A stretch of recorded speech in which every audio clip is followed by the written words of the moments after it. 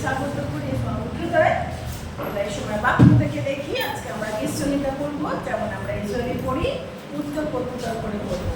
ঈশ্বরীতা আমরা কত পড়বো? 37। আগের দিন আমরা 36 করেছিলাম, আজকে হচ্ছে 37 থেকে চলে আসি। ঈশ্বরীতা 37 1 থেকে 40 অবধি। আমি একটা পথ, আপনারা এরকম। তুমি দুরাচারীদের বিষয়ে রুষ্ট হইও না, অধর্মচারীদের প্রতি ঈর্ষা করিও না। 2, কেননা তারা ঘাসের ন্যায় শীঘ্র ছিন্ন হইতে হরিণ তৃণের ন্যায় স্নান করিবে। সদাপ্রভুতে নির্ভর রাখো, সদাচরণ করো, দেশে বাস করো, বিশ্বস্ততা ক্ষেত্রে চড়ো। আর সদাপ্রভুতে আমোদ করো, তিনি তোমার সকল মনোবাঞ্ছা পূর্ণ করবেন। তোমার গতি সদাপ্রভুতে অর্পণ করো, তাহাতে নির্ভর করো, তিনি কার্য সাধন করিবেন। তিনি তৃপ্তির ন্যায় তোমার ধর্ম, মধ্যাহ্নের ন্যায় তোমার বিচার প্রকাশ করিবে। সদাপ্রভুর নিকটে নীরব হও, তাহার অপেক্ষায় থাকো, যে আপন প্রতি কৃতকার্য হয় তাহার বিষয়ে। যে ব্যক্তি সংকল্প করে তাহার বিষয়ে রুষ্ট হইও না। ক্রোধ হইতে নিবৃত হও, ক্ষোভ ত্যাগ করো, রুষ্ট হইও না, হইলে কেবল দুষ্কার্য করিবে। কারণ দুরাচারগণ উচ্ছিন্ন হইবে, কিন্তু যারা সদাপ্রভুর অপেক্ষা করে তাহার এই দেশের অধিকারী হইবে। আর ক্ষণকাল পরে দুষ্ট লোক আর নাই, তুমি তাহার স্থান তত্ত্ব করিবে, কিন্তু সে আর নাই। কিন্তু মৃদুশীলেরা দেশের অধিকারী হইবে এবং শান্তির বাহুল্যে আমোদ করিবে। দুষ্ট লোক ধার্মিকের প্রতিকূলে কুসংকল্প করে, তাহার বিরুদ্ধে দন্তঘর্ষণ করে। প্রভু তাহাকে উপহাস করিবেন, কেননা তিনি দেখেন তাহার দিন আসিতেছে, দুষ্টরা খড়কে নিষ্পোষ অনুক আকর্ষণ করিয়াছে। যেন দুঃখী ও দরিদ্রকে নিপাত করিতে পারে, যেন সরল পথগামী দিগকে পথ করিতে পারে। তাহাদের খড়গ তাহাদের হৃদয়ে প্রবেশ করিবে, তাহাদের ধনুক ভাঙিয়া যাইবে। ধার্মিকের অল্প সম্পত্তি ভালো, বহু দুষ্টের ধনরাশি অপেক্ষা ভালো। কিন্তু দুষ্টদের বাহু ভগ্ন হইবে, কিন্তু সদাপ্রভু ধার্মিক দিগকে ধরিয়া রাখিবেন। সদাপ্রভু সিদ্ধদের দিন সকল জানে, তাহাদের অধিকার চিরকাল থাকে। তাহারা বিপদকালে লজ্জিত হইবে না, দুর্ভিক্ষের সময় তৃপ্ত হইবে। কিন্তু দুষ্টগণ বিনষ্ট হইবে, সদাপ্রভু সত্যগণ বার্থে তিন সবার সমান হইবে। তাহারা অন্তর্হিত ভূমির ন্যায় অন্তর্হিত হইবে। দুষ্ট ঋণ করিয়া পরিশোধ করে না, কিন্তু ধার্মিক দয়াবান ও দানশীল। কেননা তাহার আশীর্বাদের পাত্রে দেশের অধিকারী হইবে, কিন্তু তাহার শাপের পাত্রে উচ্ছিন্ন হইবে। সদাপ্রভু প্রত্যেক মনুষ্যের পদক্ষেপ সকল শ্রীকৃত হয়, তাহার পদে তিনি বৃত। পতিত হইলেও সে উৎসাহী হইবে না, কেননা সদাপ্রভু তাহার হস্ত ধরিয়া রাখে। আমি যুবক ছিলাম, এখন বৃদ্ধ হইয়াছি, কিন্তু ধার্মিককে পরিত্যক্ত দেখি নাই, তার বংশকে খাদ্য ভিক্ষা করিতে দেখি নাই। সে সমস্ত দিন দয়া করে ও ধার দেয়, তাহার বংশ আশীর্বাদ পায়। তুমি মন্দ হইতে দূরে যাও, সদাচরণ করো, চিরকাল বাস করিবে। কেন সদাপ্রভু ন্যায় বিচার ভালোবাসেন, তিনি আপন সাধককে পরিত্যাগ করেন না, তাহারা চিরকাল রক্ষিত হয়, কিন্তু দুষ্টদের বংশ উচ্ছিন্ন হইবে। ধার্মিকেরা দেশের অধিকারী হইবে, তারা নিয়ত কথায় বাস করিবে। ধার্মিকের মুখ জ্ঞানের কথা বলে, তারা চিরকাল ন্যায় বিচারের কথা কবে। তাহার ঈশ্বরের ব্যবস্থা তার অন্তরে আছে, তার পাদবিক্ষেপ টলিবে না। দুষ্ট লোক ধার্মিকের প্রতি লক্ষ্য রাখে, তাহাকে বধ করিতে চেষ্টা করে। সদাপ্রভু তাহাকে ওর হস্তে ছাড়িয়া দিবেন না, তাহার বিচারকালে তাহাকে দোষী করিবেন না। সদাপ্রভুর অপেক্ষায় তাহার পথে চলো, তাহাতে তিনি তোমাকে দেশের অধিকার ভোগের জন্য উন্নত করিবে। দুষ্টগণের উচ্ছেদ হইলে তুমি তাহা দেখিতে পাইবে। আমি দুষ্টকে মহা ক্ষমতাশালী দেখিয়াছি, উৎপত্তি স্থানে সতেজ বৃক্ষের ন্যায় প্রসারিত দেখিয়াছি। কিন্তু আমি সেই পথে গেলাম, দেখো সেই নাই, আমি অন্বেষণ করিলাম, কিন্তু তাহাকে পাওয়া গেল না। সিদ্ধকে অবধারণ করো, সরলকে নিরক্ষণ করো, শান্তিপ্রিয় ব্যক্তির শেষ ফল আছে। অধর্মাচারীগণ সকলেই বিনষ্ট হইবে, দুষ্টদের শেষ ফল উচ্ছিন্ন হইবে। কিন্তু ধার্মিকদের পরিত্রাণ সদাপ্রভু হইতে, তিনি সংকটকালে তাহাদের দৃঢ় দুর্গ। সদাপ্রভু তাহাদের সাহায্য করেন, তাহাদের রূপে রক্ষা করেন, তিনি দুষ্টদের হইতে তাহাদের রূপে রক্ষা করেন ও তাহাদের পরিত্রাণ করেন, কারণ তাহারা তাহার শরণ লইয়াছে। আমেন। দেখুন এখানে কত সুন্দর ঈশ্বরে দিয়েছে, পরিষ্কার দেখিয়েছে ধার্মিক আর অধার্মিক, না দুষ্ট এবং ধার্মিক লোকেদের একটা কম্পারিজন বা একটা তুলনা দেখিয়েছে। ধার্মিক যারা হবে, ঈশ্বর তাদেরকে রক্ষা করবে। যারা ধার্মিক হচ্ছে সেই ব্যক্তি যে যিশুকে বিশ্বাস করেছে। ধার্মিক হচ্ছে সেই ব্যক্তি যে যিশুর রক্তে কি হয়েছে, পাপ থেকে মুক্ত হয়েছে। ধার্মিক হচ্ছে সেই ব্যক্তি যে অনন্ত জীবন পেয়েছে, তাই না? তাই বিশ্বাস হতেও আমরা কি ধার্মিকতা লাভ করেছি। ধার্মিক হচ্ছে সেই ব্যক্তি যে বিশ্বাস করেছে। এখানে দুষ্টদের সঙ্গে ধার্মিকদের ঈশ্বর কি করেছে, একটা ফারাক দেখিয়েছে। দুষ্টরা যতই এ করুক, তাদের অনেক ফ্লারিশ হবে, অনেক বাড়ি গাড়ি অনেক কিছু, কিন্তু ধার্মিক সে কখনো করবে না। আমেন। বাক্য তাই বলছে, দুষ্টরা অনেক চেষ্টা করবে, আপনাকে মারার চেষ্টা করবে, কিন্তু ঈশ্বর ধার্মিকের প্রতি কি করে, লক্ষ্য রাখে, তিনি রক্ষা করেন। আর শুধু এটা তো একটা, সেকেন্ড পার্ট হচ্ছে কি, আপনার বংশ কি পাবে, আশীর্বাদ পাবে। বলছে আমি যুবক ছিলাম, বৃদ্ধ হয়েছি, ধার্মিকের পরিকল্পনা তো দেখিনি, তার বংশ কি খাদ্য বিজ্ঞান তো দেখিনি। আজকে আপনার জন্য আপনার বংশ কখনো কি করবে না, বেগিং করবে না, তাই না? কত সুন্দর কথা বলেছে। যারা এখানে রয়েছেন ফার্স্ট জেনারেশন, আপনি যিশুর কাছে এসেছেন, আপনার জন্য আপনার বংশ কিন্তু কারোর কাছে হাত পাতবে না, খাদ্য ভিক্ষা করবে না, বংশের প্রতি কি রয়েছে, ঈশ্বরের আশীর্বাদ রয়েছে। আজকে যেখানে মায়েরা এখানে এসেছেন, যে বাবার আমার গাছ বান্ধা উড়ে, আপনাদের জন্য এই আশীর্বাদ, যে মা বাবা মায়ের এই আশীর্বাদ, বাবার প্রতি যে আশীর্বাদ ঈশ্বর দিয়েছে, তার জন্য তার সন্তানরা ফ্লারিশ করবে। ওকে, তো সুতরাং বলছে শুধু একটাই জিনিস আমাদের করতে হবে। অনেক সময় আমরা লোকেদের দেখি যারা দুষ্ট, তারা এত হচ্ছে, আমাদের কি, আমাকে এত মন্দ করছে। ঈশ্বর কি বলছেন, ঈশ্বর ধার্মিককে রক্ষা করে, তার প্রতি কি করে, ওই ধার্মিক তোমার প্রতি অনেক কিছু করবে, তুমি দেখবে কি তারা, দুষ্টরা কি, এই ধার্মিক অনেক ধার্মিক ঠিক থাকবে, দুষ্টরা অনেক কিছু করবে, দুষ্টদের বংশ কি হবে, উচ্ছন্ন হবে। দুষ্টদের বংশ উচ্ছন্ন হবে। তিনি ন্যায় বিচার ভালোবাসেন। তাই আমাদের এজ এ মানুষ হিসাবে, আজকে বিশ্বাসী হিসাবে মনে রাখবেন, এই প্রতিজ্ঞা আমাদের জন্য সরকার আজকে দিয়েছে। তো অনেকে অপারেশন ডিপ্রেশনে আছেন, যে আমাকে প্রতি এই করছে, এই করছে, এই আমার প্রতি নিন্দই করছে, হ্যাঁ, আর তারা আমাকে মারার জন্য চেষ্টা করছে, আমার দ্বন্দ্ব বংশন করছে, কত লেখা সাইন্টিসি বাড়ি থেকে আগে ভালো করে বলবে। কিন্তু ঈশ্বর বলছে সদা প্রভুর অপেক্ষায় থাকো, আমার পথে চলো। Amen, amen. তাহার পথে চলো, তিনি তোমাকে দেশের অধিকার ভোগের জন্য উন্নত করবেন। আর তুমি দুষ্টদের উচ্ছেদ হইলে তুমি তা দেখতে পাবে, দেখবেন আপনার সামনে দুষ্টদের কি হচ্ছে, কথা বলছে। যারা আপনাকে চেষ্টা করেছে কবর দেওয়ার, তারাই কবর পথে। ওকে, এটা ঈশ্বরের বাক্য। তাই বল সদা প্রভু তাহাদের সাহায্য করেন, তাহাদেরকে রক্ষা করেন, তাদের ধার্মিক, তাদের সাহায্য করেন, তাদেরকে রক্ষা করেন। তিনি দুষ্টদের তাদেরকে রক্ষা করেন, যারা দুষ্ট তাদের থেকে আপনাকে রক্ষা করবেন।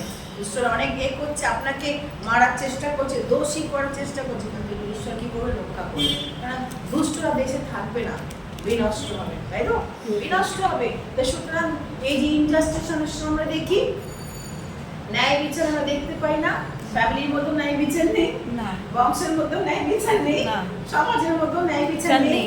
সেই জন্য মনে রাখবেন, দেখবেন আপসেট দেশ হয়, কেন আমার ন্যায় বিচার আমরা পাচ্ছি না, আমি পাওয়ার যেটা পাওয়ার কথা আমি পাচ্ছি না, ন্যায় বিচার আপনি পাচ্ছেন না।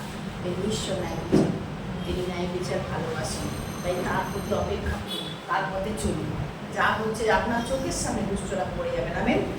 সুন্দর বাক্যের জন্য আমরা তো আনন্দিত থাকি না, সকালবেলা এত সুন্দর বাক্য দিয়েছে, এগুলো তো আপসেট, আপনার বিরুদ্ধে অনেক খড়গ তুলেছে দুষ্টরা, কিন্তু ঈশ্বর আপনাকে কি করবে, রক্ষা করবে। ওকে, ঈশ্বর রক্ষা করবে, তিনি আপনাকে দাঁড় করাবে, আপনার কোনো ক্ষতি হতে দেবে না, আপনার বংশ সে কখনো বেগিং করবে না। আসুন আজকে এই প্রতিজ্ঞা, যখন ঈশ্বরকে আপনার জীবনে স্থান দিয়ে, তখন তার বাক্য আমাদের কাছে কিন্তু মধুর হয়। মনে রাখবেন, এইখানটা হচ্ছে বড় আসল জিনিস, শুধু মুখে যিশু বললে হয় না, মনের যিশুকে আমাকে স্থান দিতে হবে। শুধু মুখে হাঁপবো হাঁপবো বলছি, তারা আমাকে হাঁপবো উঠতে বলে, কিন্তু হৃদয় আমার থেকে অনেক বেশি দূরে। আজকে এরকম হৃদয় যেন না হয়, যেন মুখে বলছে যিশু তুমি আমার, আমার হৃদয় যেন সে কথা বলে, তুমি আমার, তোমাকে ছাড়া তোমার এই বাক্য আমি বিশ্বাস করেছি, তোমার এই বাক্য আমি বিশ্বাস করেছি, আর এই বাক্যের জন্য তোমাকে আমি ধন্যবাদ জানাই। আসুন সব প্রার্থনা চাই, সকলে আমরা ঈশ্বরের কাছে রাখি। প্রভু তোমার কাছে বাক্য তুমি দিয়েছ, শান্তি করবে, বিশেষ করবে, বিনষ্ট হইবে, ঈশ্বর রক্ষা করবে, সম্পূর্ণ সহায় হবে। অপেক্ষা করা তোমার কোনো মানুষ করবে, তোমার প্রতি সদাই চাইতে অর্পণ করো।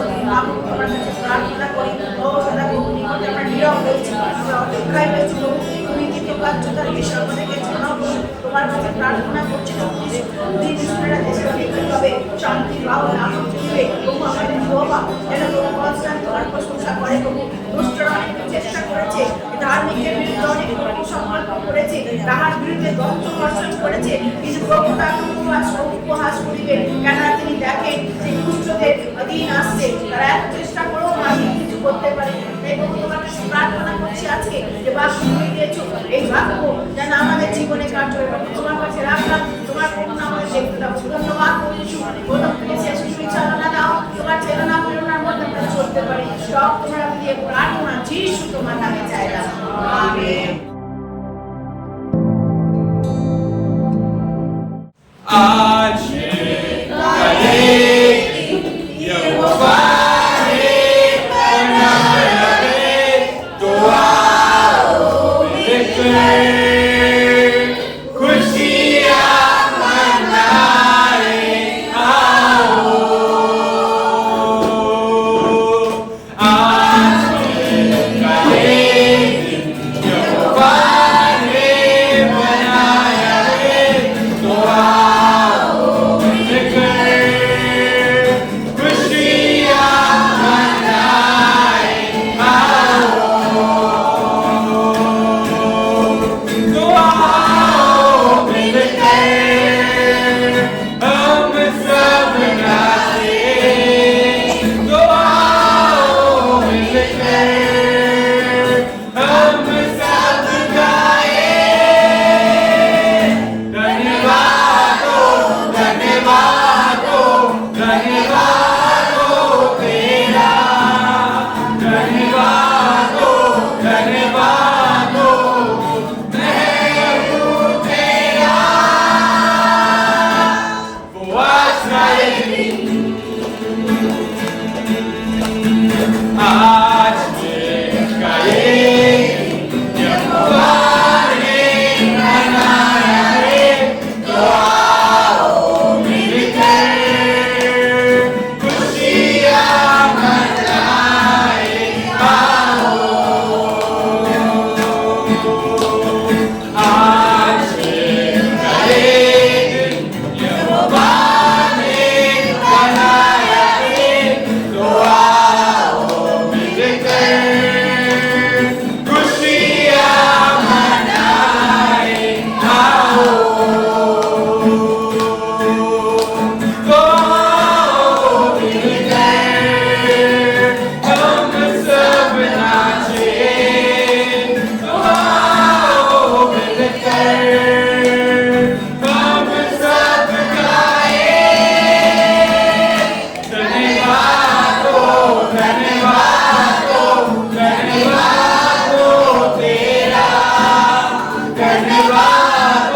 धन्यवाद हो मैं हूँ तेरा। वो आज का ये दिन हम भूल जाए निराशाओं को, आशाओं का है ये दिन। यीशु मसीह जो हमारे संग, कोई नहीं तेरे आज का ये दिन। हम भूल जाए निराशाओं को, आशाओं का है ये दिन। यीशु मसीह जो हमारे संग, कोई नहीं तेरे आज का ये दिन। तो आओ मिलकर हम सब नाचें, तो आओ मिलकर हम सब गाएं। धन्यवाद हो तेरा, धन्यवाद हो मैं हूँ तेरा। वो आज का ये दिन कल के भरोसे न रहना हमें, तूने दिया नया दिन। विश्वास करके है चलना हमें, कोई नहीं तेरे आज का ये दिन। हो करके भरोसे न रहना हमें, तूने दिया नया दिन। विश्वास करके है चलना हमें, कोई नहीं तेरे आज का ये दिन।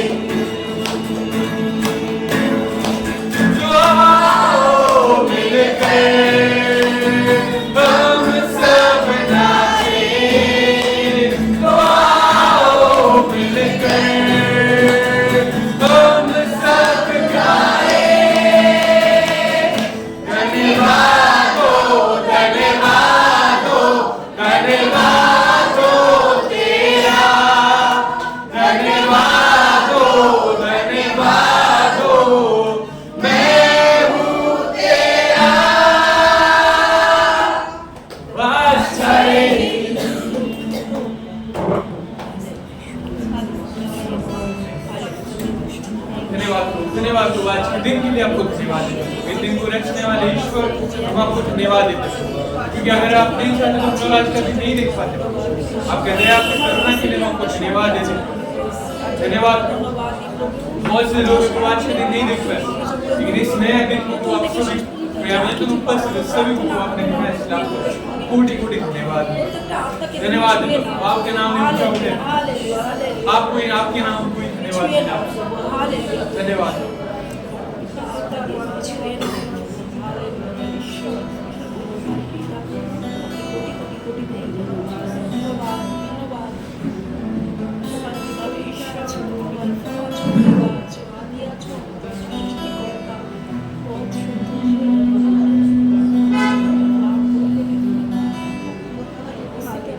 तू मेरा शरण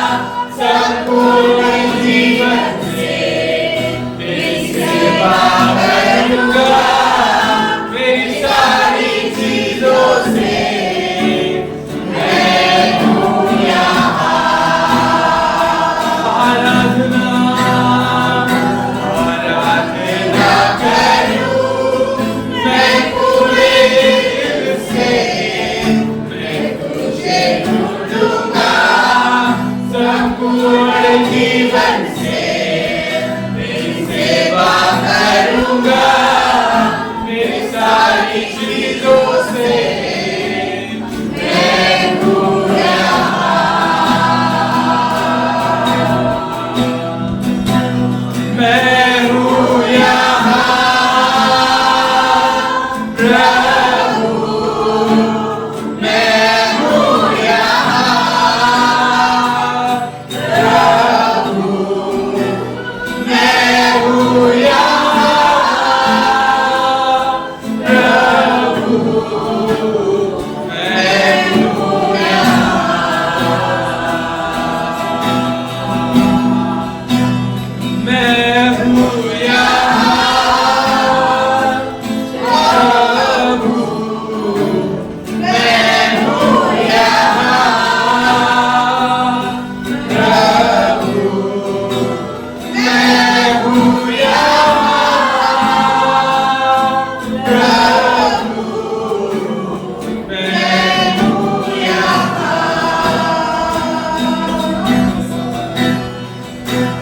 उद्धारक मेरा तू,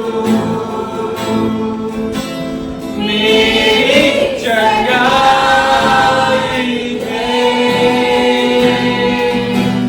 संकट में सामर्थ है मेरा प्रभु।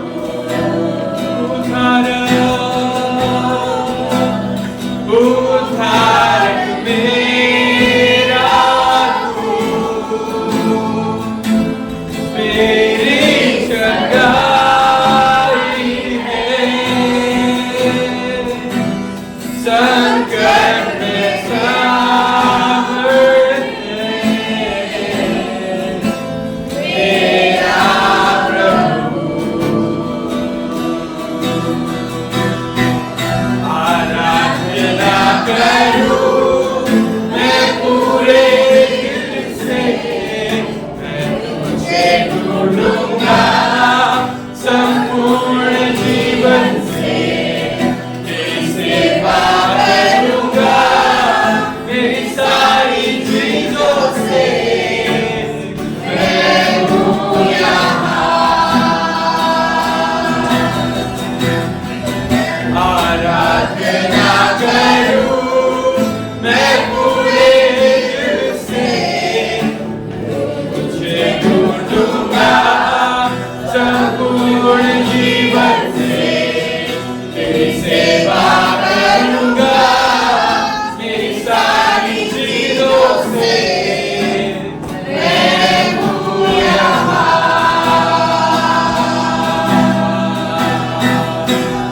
मैं हूँ यहाँ प्रभु, मैं हूँ यहाँ प्रभु, मैं हूँ यहाँ प्रभु, मैं हूँ यहाँ, मैं हूँ यहाँ प्रभु, मैं हूँ यहाँ प्रभु, मैं हूँ यहाँ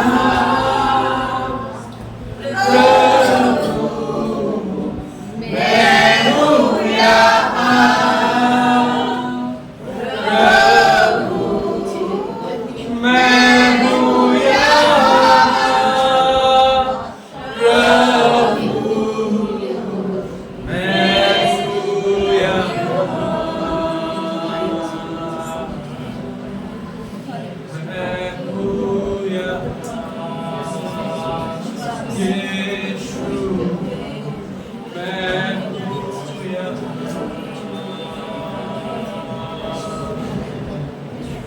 मैं हूँ यहाँ प्रभु, मैं हूँ यहाँ प्रभु, मैं हूँ यहाँ प्रभु, मैं हूँ यहाँ।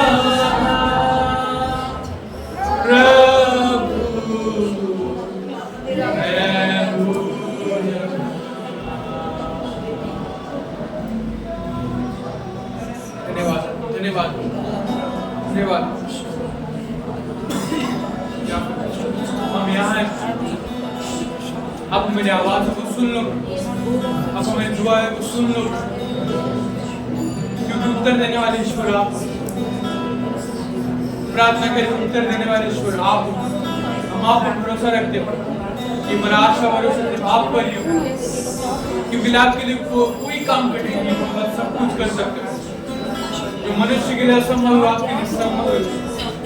हम आपको भरोसा करते हैं क्योंकि जिंदा खुदा आप हो, सर्वशक्तिमान ईश्वर आप हो, राजाओं के राजा ईश्वर आप हो। आपका नाम ऊंचा हो प्रभु। यहाँ पे जितने लोग उपस्थित हैं जो आपको बुला रहे प्रभु, आज उनके बुलाहट को सुन लो, हर एक प्रार्थना विनती को सुन लो प्रभु, उत्तर दो। तो हर एक प्रार्थना विनती को उत्तर दो। आज के दिन में प्रभु मुझे यहाँ से उत्तर लेके जा सके, आप सहायता करो। आप यहाँ पे जितने उपस्थित सभी को आपके एनॉइंटिंग से भर दो, आपके नए कार्यों से भर दो प्रभु, नए आशीर्वादों से भर दो, नए ब्लेसिंग से भर दो। हम सभी को आपके पंख में दे रहे प्रभु, आप रखो प्रभु, प्रोटेक्टेड रखो, ताकि कोई शैतान के कार्य, कोई शैतान के काम यहाँ पे उपस्थित जिन्हें प्रभु किसी भी जीवन में ना आ सके। आपका इच्छा, आपका प्लान हमारे जीवन में पूरा हो।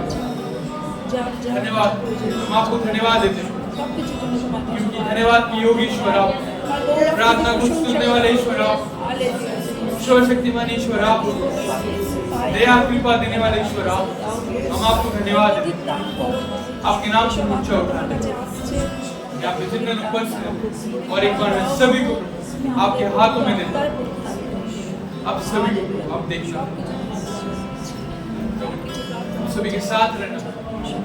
यहाँ पे जो प्रभु प्रॉब्लम से गुजर रहे, तंगी से गुजर रहे, कठिनाई से गुजर रहे, भले मैं नहीं जानता लेकिन आप जानते हो प्रभु, हर एक जन को छुटकारा मिले,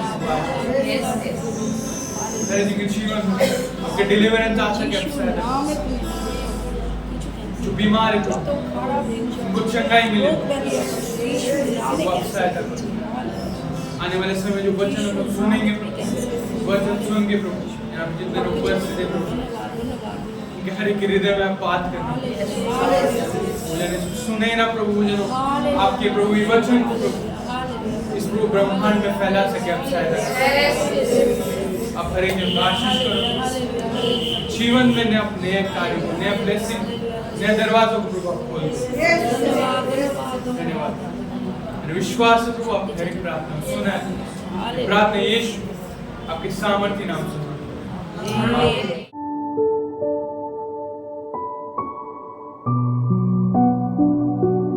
একটা ছোট্ট সাক্ষ্য দিয়ে আজকের প্রচার শুরু করি। আমি কেষ্টপুরে একটা অনাথ আশ্রমে কাজ করি। যে সমস্ত বাচ্চার মা বাবা কেউ নেই, যারা রাস্তায় পড়ে থাকে, তাদেরকে তুলে নিয়ে আমরা ভালো জীবন দেওয়ার জন্য চেষ্টা করি। তো সেই জায়গায় যখন আমরা স্পিরিচুয়াল কিছু বলি, ওখানকার সরকারি যেহেতু অনেক নিয়ম আছে যে ঈশ্বরের কথা বলা যাবে না। যে মুসলিম থেকে এসেছে মুসলিমভাবে নামাজ পড়তে পারে, যে হিন্দু ঘরের ছেলে ও যেমন ইচ্ছা করতে পারে, যে খ্রিস্টান ছেলে অন্য কিছু করতে পারে। তো আমি লুকিয়ে লুকিয়ে ওরা যিশুর কথা বলতাম, কিন্তু ওরা যখন 27খানা বাচ্চা আপনার একার দায়িত্বে থাকবে, কীরকমই হয় বলুন? আপনার পরিবারে 2-1টা ছেলেকে নিয়ে সামলানো মুশকিল। যখন আমার কাছে 27খানা বাচ্চা চলে আসে, যখন স্টাফ কম থাকে, সবাই দ্য বাঁটুল দ্য গ্রেট বলে বই আছে নিয়ে আসে, কেউ ঠাকুরমার ঝুলি নিয়ে আসে, দাদা গল্প করেন। এবার আমরা পাঁচটার আমরা যতই গল্প করি, গল্পের মধ্য দিয়ে গিয়ে বাইবেলের কাছে গিয়ে শেষ করি যে এইভাবে করা উচিত। তাদের মধ্যে একটা ছেলে ও প্রভুকে ভালোবাসতে শুরু করলো। 11 বছরের এইটুকু ছোট্ট ছেলে, ও ক্লাস 4-এ পড়ে। তো ও বলছে আমার ইচ্ছা, আমার তো বাবা মা নেই, আমি কোথায় বাড়ি জানি না, তুমি বলো ঈশ্বরের কাছে চাও, সব কিছু পাবে। আমরা বাচ্চাদেরকে বলে ফেলেছি, এবার ও বিশ্বাস করছে আর আমার ওপর দোষ চাপাচ্ছে। এতদিন হচ্ছে কোথায়, কেউ তো আমার বাবা মা। আমি তো ভাবছি বলে কি ভুল করলাম, এখন মুশকিল। আমি বলি চলো, আমি তোমার বাবা মা না, বাবার মতো ভালোবাসি না, এইভাবে ওকে সান্ত্বনা দিচ্ছি। তো গত শুক্রবার দিন উড়িষ্যা থেকে কিছু পরিবার এসে বাচ্চা দত্তক নেওয়ার জন্য। আর 27খানা বাচ্চার মধ্যে ওকেই পছন্দ করেছে। হালেলুয়া। তো এই কারণে আপনি বলি যে আপনার মুখকে কি বলছেন, কি বলতে হবে এই চিন্তা করবেন না। মথি 20 অধ্যায়ে লেখা আছে যে তুমি বলার কেউ না, পবিত্র আত্মা তোমার মধ্য দিয়ে বলাবে। হয়তো সে সময় পবিত্র আত্মা আমাকে ওনাকে বলেছে, কিন্তু আমি বলে আমি ভাবছি কি বললাম, কি হলো। তা আমি আরও প্রার্থনায় জোর দিলাম, প্রভু ওর মনের ইচ্ছা কি আমি জানি না, কিন্তু তুমি ওর ইচ্ছা পূর্ণ করো। তো শেষে এমন পরিবার পেয়েছে, মানে ঈশ্বরের ধন্যবাদ দিই। ওরা স্বামী স্ত্রী, ওদের বাচ্চা হয়নি বলে নিয়েছে। তো স্ত্রীটা উড়িষ্যার কোর্টের উকিল, আর ছেলেটা হচ্ছে পুলিশের চাকরি করে, মানে তো ওই পরিবারে ওরা নিয়ে গেল। তো এর চেয়ে আর মানে ধন্যবাদ কি হয় আমি জানি না। তো ওর বাড়ি ছিল না, ওর ঠিকানা ছিল না, ওর পরিচয় কি ছিল না, বাবা মা ছিল না। যদি বাবা মা থাকতো কেমন হতো, পুলিশ কি উকিল। তো প্রভু বলে না, মানে কে পরমেশ্বর জব দেতা है छप्पर फाड़ के देता है। মানে যেমন ম্যাম বলছিল, উনি কঞ্জুস না। বললাম না যে আপনারা সবাই কন্ট্রিবিউট করেছেন ক্যাম্পের জন্য। ম্যাম বলছিল কি আমাদের অভাব কি হলো একটু কম হতে পারে, কিন্তু ম্যাম যখন কি বললো, ঈশ্বর কোনোদিন আমাদের কমতি রাখে না, এমন দিন উপচে পড়ে, যেন উপচে পড়ে। তো আমি আপনাদেরকে এটাই বলতে চাই, সেই 27খানা বাচ্চার মধ্যে একজন প্রভুর কাছে মন দিয়েছিল, আর সে অনেক নম্র এবং বাধ্য ছেলে। তো এইরকমই ওই 27খানা বাচ্চা, মানে একজন বাদ দিলে 26 জন, মানে অনেকটাই সংখ্যা। এইরকমই জগতেও প্রচুর ভিড় আছে, প্রচুর লোক আছে। তার মধ্যে দিয়ে আজকে আমি যে প্রচার করতে চাই যে ভিড়ের মাঝেও তাকে খুঁজে নিন। আমেন। এখন আমি আসি, যখন ম্যাম আমাকে প্রায় সময় মনে করিয়ে দেয় এখানে নামবে। আমি মনে আছে একবার বলেছি কলেজে নামতে, তারপরে বলছে কলেজ যদি না নামতে পারো 4 নম্বর গেট আছে না এখানে। তো কি হয়, বারবার মনে করিয়ে দেয় যে ওখানে নামি। তো এই ভিড়ের মাঝে যখন আমি এর আগে এসেছিলাম রাস্তা পরিষ্কার, এখন দেখতে পাচ্ছি সব বাঁশ পড়ে আছে, লাইট কাটাচ্ছে। কিছুদিন পর অনেক ভিড় হবে। তো এই ভিড়ের মাঝ থেকে আমরা প্রভুকে আরও চেনার জন্য যাদবপুরে চলে যাব, আমরা আরও কারিব হতে পারি। তো এইরকম ঈশ্বরের বাক্য আমরা দেখব। বার করি মথি 5 অধ্যায় 25 থেকে পাঠ করবেন, যার আগে পাবেন পাঠ করবেন। 25।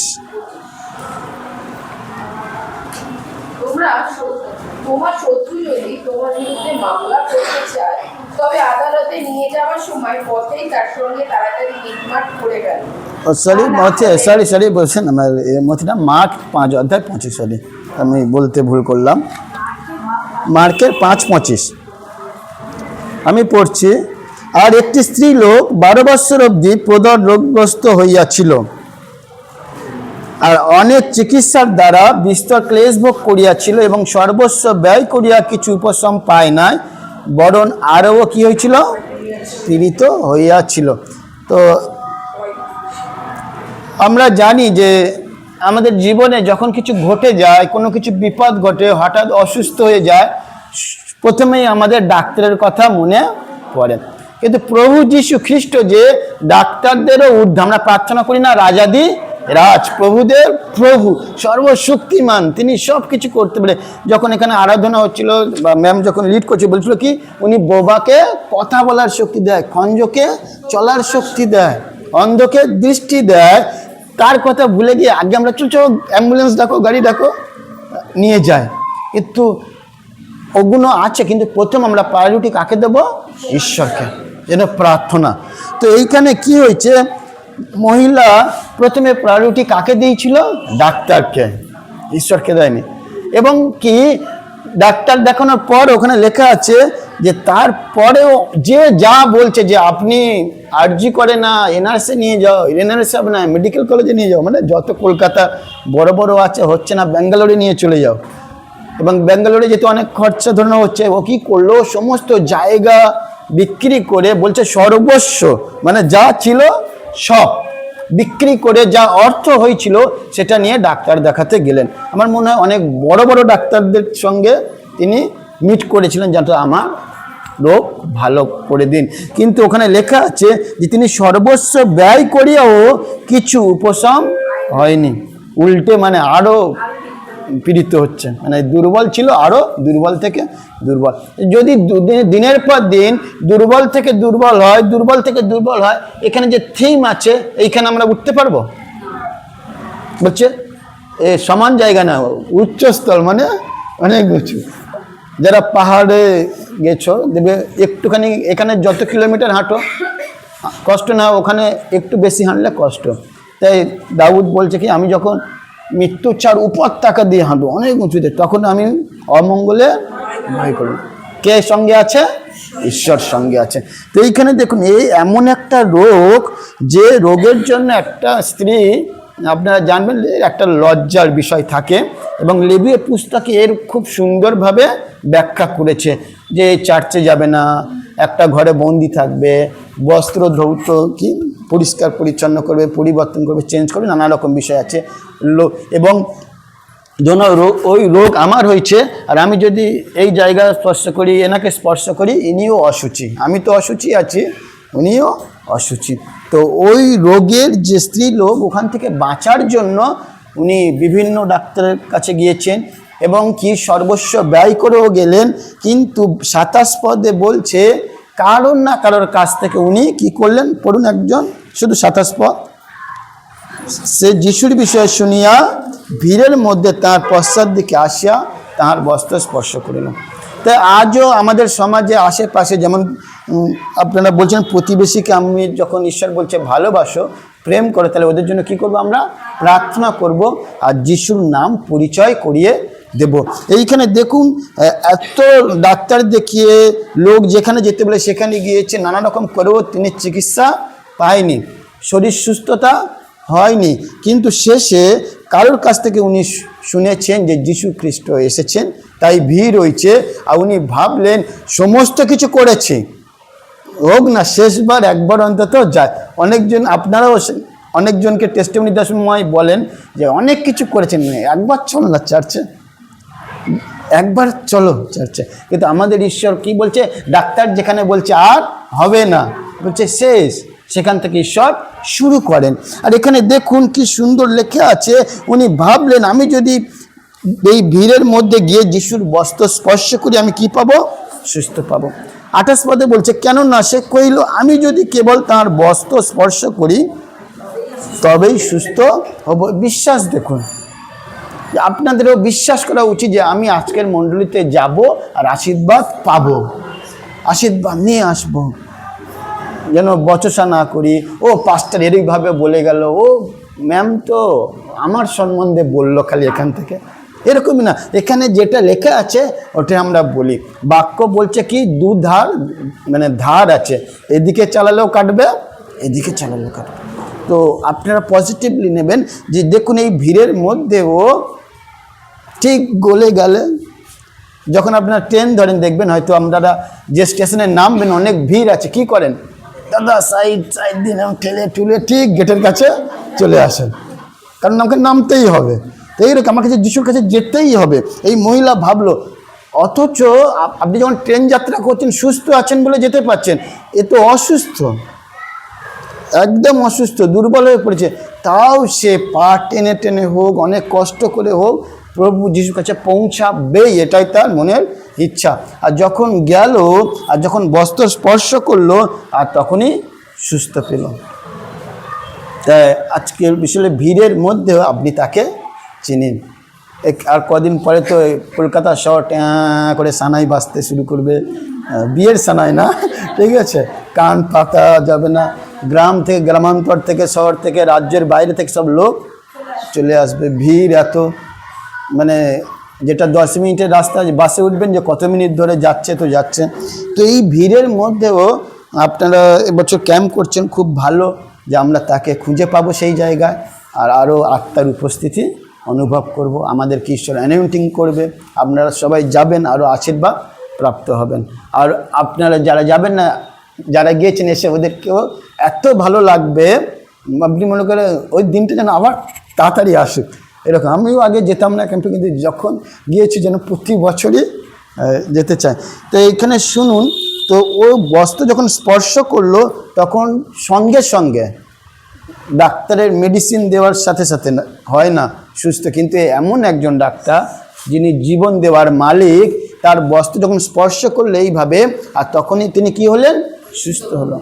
আর ঠিক সেই সময় যীশু খ্রিস্ট বলছেন, আমাকে কে স্পর্শ করিল? এখানে এতজন আছে, জানি না কে প্রভুকে স্পর্শ করছে। আপনার জন্য কি ডেকে বলছে যে আপনি আমাকে স্পর্শ করেছেন? যীশু খ্রিস্ট বলছে কে আমাকে স্পর্শ করলো, আর শিষ্যরা কি বলছে? মনে হচ্ছে প্রভু মাথা গেছে। এত ভিড়, এত চাপাচাপি হচ্ছে, আপনি যাচ্ছেন, ওখানে লেখা আছে দেখুন, যিশু তৎক্ষণাৎ অন্তরে জানিতে পাইলেন যে তাহা হইতে শক্তি বাহির হইয়াছে, তাই ভিড়ের মধ্যে মুখ ফিরাইয়া বলিলেন, কে আমার বস্ত্র স্পর্শ করিল? আপনি ট্রেনের মধ্যে যাচ্ছেন, যদি বলে কে আমাকে ঠেললো, কে আমাকে চাপ দিল, লোকে কি বলবে? আপনি প্রাইভেট কারে যান না, এরকমই। তো কি বলছে যিশু শিষ্যরা বলছে, আপনি দেখছেন এখানে এত ভিড়, এত ভিড়, এত ভিড়, তারপরও আপনি বলছেন আমাকে কে স্পর্শ করেছে? ঠিক এটা, এই স্পর্শ কি স্পর্শ ছিল? বা লোগো ওনার গায়ে পড়েছে, সেই স্পর্শতে যিশুর কিছু এসে যায়নি, কিন্তু ইনি এমন একটা স্পর্শ করলো, প্রভু যিশু শরীর থেকে একটা শক্তি বাড়ি গিয়ে ওনাকে সুস্থ করলো। তো এইরকমই এখানে অনেকজন আপনারা প্রার্থনা করছেন, আমিও প্রার্থনা করছি। কার ডাক প্রভুর কাছে পৌঁছাচ্ছে আমি জানি না, যেন প্রভু ঘুরে বলতে পারে কেউ আমাকে ডাকছে। আমি এই দিকে তাকাই, আমি এই দিকে দেখি, আমি এই দিকে দেখি, আমি এই দিকে না, এই দিক থেকে ডাকছে, না এই দিক দিয়ে ডাকছে। যেন আপনি তাকে মানে এমনভাবে ডাকুন আপনার দিকে যেন দৃষ্টি থাকে। আপনি যেখানে অন্ধ ভিক্ষা করছিল, আর শিষ্যরা বলছে চুপ চুপ করে বসে থাকে, এখানে চুপ করে বসে ভিক্ষা কর। ও বলছে কি, গুরু আমাকে স্পর্শ করে যেন আমি কি পাই? দেখতে পাই। হে দাউদ সন্তান, হে প্রভু যীশু খ্রিস্ট, আমার প্রতি কৃপা করো। আর শিষ্যরা খালি বলছে চুপ চুপ। সে ধমকও তাকে থামিয়ে রাখতে পারেনি। আপনার ধমক বলো, পরিবার বলো, যাই বলো, জানো আপনাকে কি থামিয়ে রাখছে? চিন্তা করুন। আর যদি পারে, বলছে না আমাদের একটা কি যুদ্ধ করছি? মূল্য যুদ্ধ, যেন ওনার কাছে আসতে পারি। আর দেখুন, যখন এলো আরোগ্য লাভ পেলো, তাই আপনাকে বলবো ভিড়ের মাঝে তাকে খুঁজে নিলে, তার স্পর্শ করলে আরোগ্যতা পাবেন, আশীর্বাদ পাবেন, শান্তি পাবেন, জীবনে অনেক কিছু করতে পারবেন। কিন্তু তার একটাই ইচ্ছা, তার কাছে যেন আসি। আর দেখুন এখানে আমি ধন্যবাদ জানাই, 27 পদে কেউ না কেউ বলেছে ওনাকে যিশুর কথা। আপনাদের মধ্যেও কতজন আছে পাশের বাড়ির লোক অসুস্থতার মধ্যে দিন কাটাচ্ছে, হোক না তার কাছে গিয়ে আমরা প্রভুর কথা যেন বলি। হতে পারে সে আমার সঙ্গে চলে না, আমার কথা বলে না, কিন্তু আজকের বাক্যে যখন শুনলেন, ম্যাম বললো কি, প্রতিবেশীকে আপনার মতো প্রেম করো। আপনার ছেলে যদি বদমাশ হয়, আপনি কি তাকে ছেড়ে দেন? প্রতিবেশী যদি বদমাশ হয়, আপনার প্রেমের মাধ্যমে, আমাদের প্রভুর প্রেমের মাধ্যমে উনি পরিবর্তন হতে পারে। এখানে দেখুন, তারপরে যে আমাদের চারিদিকে এমন অনেক লোক আছে, দেখবেন যারা এনার মতো রোগগ্রস্ত আছে, তারা হয়তো বলতে পারে না, তারা হয়তো আপনার কাছে আসতে পারে না, তারা হয়তো আমাকে যেমন যখন প্রভুকে নতুন জানি আর বাইবেল কলেজ করেছি, ম্যাম তো আমাকে অনেক সাপোর্ট করে, আমি তো ব্যাগ গুছিয়ে নিয়ে চলে যাব এইরকমই। তো ম্যাম আমাকে জেনে চলো অনেক ভালোবাসতো, অফিসে নিয়ে গিয়ে অনেক বোঝাতো। তাহলে একটাই বলেছে ওটা, এখন আমার মনে আছে, আমি অনেক প্রচারেও বলি যে তুমি তোমার ইচ্ছায় আসুনি, প্রভুর ইচ্ছা এসেছ। আমি তোমাকে আর কিছু বলবো না, যদি প্রভুর ইচ্ছা হয় তুমি চলে যাও। তো ওটাই প্রার্থনা করি, প্রভু তুমি আমাকে নিয়ে এসেছো, তুমি পারাপার করো। এখন করতে পারো, কলেজ কমপ্লিট করেও করতে পারো। তো আজ ম্যামের মতো লোক মানে কি বলে কাউন্সিলিং করেছে বা বুঝিয়েছে বলে আজকে আমি এখানে দাঁড়াতে পেরেছি। তো হালেলুয়া। তো ওই রকমই আপনার পাশের বাড়িও অনেক লোক আছে আমার মতো, যারা প্রভুকে জানে না, চিনতে পারছে না, যেন আমরা চেনাতে পারি। আর উনি তারপরে দেখা গেল যে উনি এতটা সুস্থ হয়েছে পুরো হেঁটে বেরিয়েছে। আমি এই কারণে বেশি কিছু বলবো না, শেষ করতে চাই যে অনেক ভিড়ের মাঝে আজকে শুনে নিন, অনেক ভিড়ের মাঝে তাকে যেন চেনাতে পারি। সাধু পৌল যখন এক জায়গায় যাচ্ছিলেন আর সেখানে বলছেন এখানে মন্দির, এখানে এই দেবতা, এখানে এই মূর্তি, এরকম সব রাস্তার চারপাশে মন্দিরে মন্দিরে ভর্তি। আর সেই সময় বলছেন আপনি আবার কাকে আমাদেরকে পরিচয় করতে এসেছেন, আপনি আবার কার ওপর বিশ্বাস করতে বলছেন, এই দেখুন এখানে এত কিছু রয়েছে। তখন উনি বলছেন আমি এক অজানা ঈশ্বরের সন্ধান দিতে এসেছি। তাই সেখানে লেখা আছে অজানা ঈশ্বর বলে একটা বেদি বানালো, ওরা ওখানেই আরাধনা। এইভাবে ধীরে ধীরে সেই জায়গার লোক প্রভুতে এলো। অদৃশ্য ঈশ্বর, অজানা, দেখা যায় না, সেই ঈশ্বরকে পরিচয় করা দেন। আপনি হয়তো মনে করবেন যে আমার টাকা আছে, আমি সুস্থতা পাবো, কিন্তু এইখানে এই মহিলা দেখুন এত টাকা দিয়ে এত ডাক্তার দেখিয়ে লাস্টে বাইবেল বলছে কি সর্বস্ব শেষ করে ও বিক্রি করে দিয়েও সে উপশম পায়নি, আরাম পায়নি, উল্টে তার শরীর তো দুর্বল হচ্ছে, এমনকি তার যে ব্যাংক ব্যালেন্স করা ছিল বা জায়গা জমি যা ছিল সেটাও চলে গেছে। কিন্তু প্রভুর কাছে এলো যখন সম্পূর্ণ সুস্থতা পেলেন। তাই আপনাদেরকে আমরা অনুরোধ করি যখন সানডে হয় বা চার্চে আরও অ্যাক্টিভিটিস যা কিছু থাকে এদিক সেদিক না গিয়ে, এমার্জেন্সি হলে যান, কিন্তু যদি বাড়ি বসে আছেন ভালো লাগছে না এরকম না, আপনারা আসুন আর চার্চ থেকে অনেক আশীর্বাদ পেয়ে যান। নইলে বলে না একুল যাবে ওকুল যাবে, মাঝখানে কেউ আর থাকবে না, আপনি ডুবতেই থাকবেন এইভাবে। তো এই বাক্য দ্বারা ঈশ্বর আপনাদের আশীর্বাদ করুন যে ভিড়ের মাঝেও আপনি তাকে খুঁজে নিন। হালেলুয়া।